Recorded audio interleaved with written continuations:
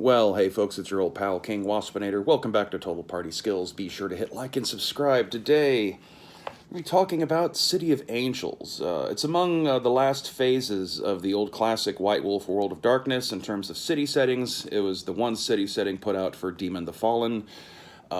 Cursorily speaking, you can tell that the people who were, making the last wave of books for Demon knew that it was going to be a limited run, and so they just jam pack as much in here as possible, as well as also giving just like flat information on like how demon society operates within the mortal world in modern times, and other bits of information that I always felt was missing from the primary rule book. So just as a generic source book, if you were to dig up the old original version of Demon the Fallen and want to run that, because you want to run an in nomine game without the angels in it, this is actually, not a bad source book.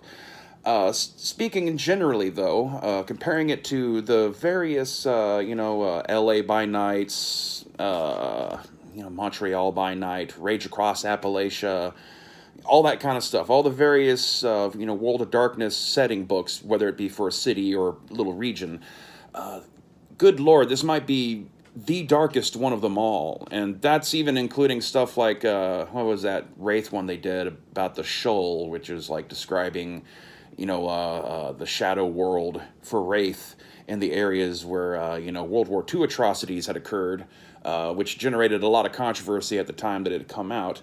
This might actually be darker than that. There is a ton of demon character NPCs described in this, like a larger bulk of supernatural entities than you would normally find in most, city-setting source books in the old World of Darkness. It's somewhat justified because of the meta-plot events that are going on that led up to the events as described in this, which is set in the year 2003. It's about a year after a big earthquake, that had like badly hammered Los Angeles, and I'm assuming that earthquake ties in with all the events that happened, where like suddenly there was this big storm that swept across, the afterworld. Like, damn it, I can't remember. Was it Stygia? Was what they named their afterlife city in Wraith? There's this big, massive tempest destroys, the Wraith setting, and it's around the same time that like the gauntlet strengthens, and mages get cut off from their higher levels of the Council of the Traditions, because they're all off in these far horizon chantries that are now completely cut off from contact from Earth because of all the strengthening of the gauntlet between the various spirit worlds and all that kind of stuff. I'm assuming that the earthquake in this is tied with that, and if it's not, it should be. But anyway, it's around the time that suddenly all these demons get out of hell. One of the weird things about Demon the Fallen is, like in so many ways, because it so heavily leans into like biblical mythology, it kind of stands out from the rest of their game series, with the exceptions of like, original Camarilla based vampire and stuff like, the Inquisition hunters and all that kind of stuff. But, when you compare it to, like, the experienced reality that both werewolves and mages are able to actually interact with, it seemed like just, biblical mythology was just nothing but biblical mythology in the White Wolf setting, until literal biblical demons with all the classic, Kabbalah demon names and all that kind of stuff just start appearing in the world and taking over people. And it's when you start getting specifically into the people that demon characters have taken over to make the NPCs in this book is where it gets really fucking like, wow. I mean, obviously, what kind of people are demons going to be attracted to? It's not that it's unjustified, but, I'm not really sure if, like, this is really an advertisement for people to play demons in Los Angeles, or you should just use this as a backdrop for a campaign for demon hunters, because there's just so many terrible, terrible things and people that need to just go away. Overlooking, obviously, like the drug abuse, the murder, the gang banging, the dark sides of the porn industry that are depicted in several of the character concepts that are forwarded in this, the incest, the twincest, and I swear, like 40 to 50% of the female NPCs in here, if not more, that their demon origins were all tied to some event of sexual abuse, and it's a bit darker than just your typical trope of a female character gets raped and then after that they become a badass because they don't ever want a man to touch them, all that kind of stuff. Classic cheesy, has its place and shouldn't be entirely erased from storytelling, but has certainly been leaned on a bit too much. And this book not only leans on it, but when you consider like what's actually going on when a demon in this game takes over a mortal body, not only were these ladies raped, they were raped so hard that their souls fled their corporeal form, leaving an empty vessel for a demon to inhabit. What the fucking fuck? So like I said, as a general like source book, it's great. You can use it as a backdrop for an updated Los Angeles. The original L.A. by Night was actually kind of erased by the events that are depicted in San Francisco by Night, which brings your Eastern Kuei Jin style vampires into the North American setting. In the backstory of this one, the Kuei Jin had already invaded and wiped out Los Angeles. Now, I haven't seen L.A. by Night in decades, literally decades, and what little I recall of it was that it was primarily like an anarch city that had some elements where like the Camarilla and the Sabbat were both kind of trying to infiltrate and take over. So there was like shadow war going on behind what this anarch free zone. I could be wrong. It's like I said, it's been decades since I've seen that particular book. But in the backstory of San Francisco by Night, apparently the Kuei Jin showed up and just wiped out all the other normal quote unquote kindred, and have then since moved on to be, starting to try to take over San Francisco, which is what's depicted in this. So because of that, and that this is all set like roughly a year ahead of the events of City of Angels in the timeline, like instead of like being,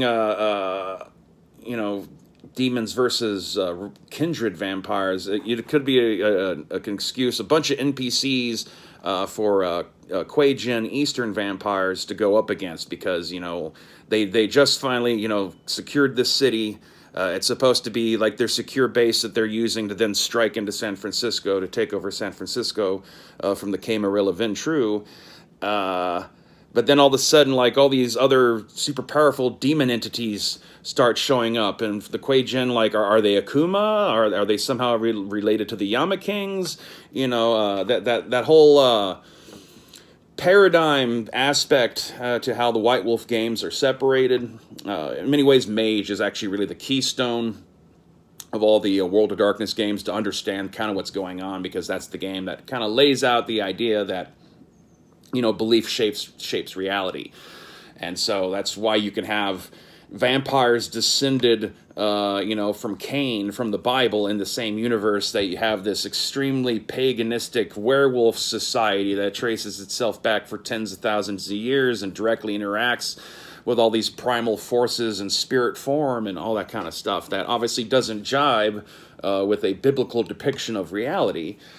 Demons are very much kind of just in that same kind of paradigm thing, but are they really different entities than what are described in other White Wolf games? Are these demons the same thing as Wormbanes, that they just don't think of themselves that way? Or are these some sort of higher true demon because they are the fallen angel type? So, like I said, it's dark. I don't know if I necessarily recommend it or not. There are ways you can use it.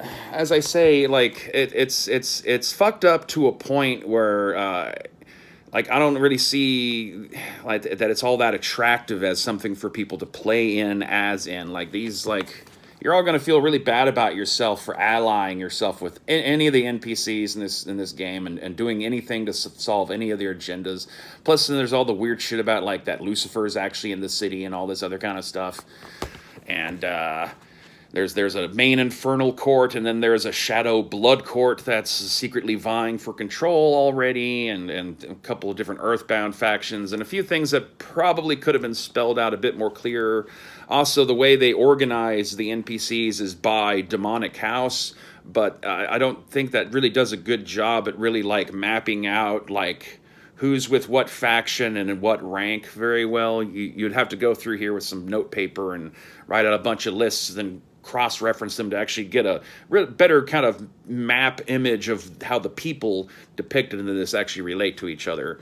So on that factor, it could have been laid out a bit better. But there's a lot of stuff with all the demon games. Like, you can tell there's something in the writing where they kind of knew that the writing was on the wall for White Wolf as a company, and for the World of Darkness game series. They probably at that point had already knew that all the various end title, end cap books were coming out, like Ascension and Time of Judgment and Apocalypse and Gehenna. So balls to the walls. In many ways, Demon, there's things I do like about it in concept. It's just the execution is just like, Jesus fuck, guys. Wow. There's really it's hard to reconcile anything as being potentially good guys. At least with the Camarilla, you have this thing with the vampires where they're still trying to hold on to and maintain their humanity and not fall to the beast like the Sabbat and all that kind of stuff. So there is still an angle of of them still trying to at least grasp on to some sort of shred of quote unquote goodness. Aside from the Reconciler faction, there's next to nothing of that in the Demon game. Socially, they fulfill a similar role to vampires, though, in terms of the kind of behind the scenes manipulative machinations, having to create human thralls that are aware of what they really are, so they can feast off that person's faith, and all that kind of stuff is just a variant on vampires needing to feed on blood, or for that matter, changelings having to feed off glamour.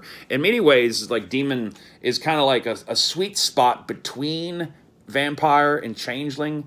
Changeling is tragic, but it's really hard to argue that you're playing monsters, and if the whole concept of the White Wolf series is that each of these games you're playing a monster, with the exception of Mage. Changelings are a bit too sympathetic and brightly colored to really come across that way. Very few people, ever really approach them properly, I would feel.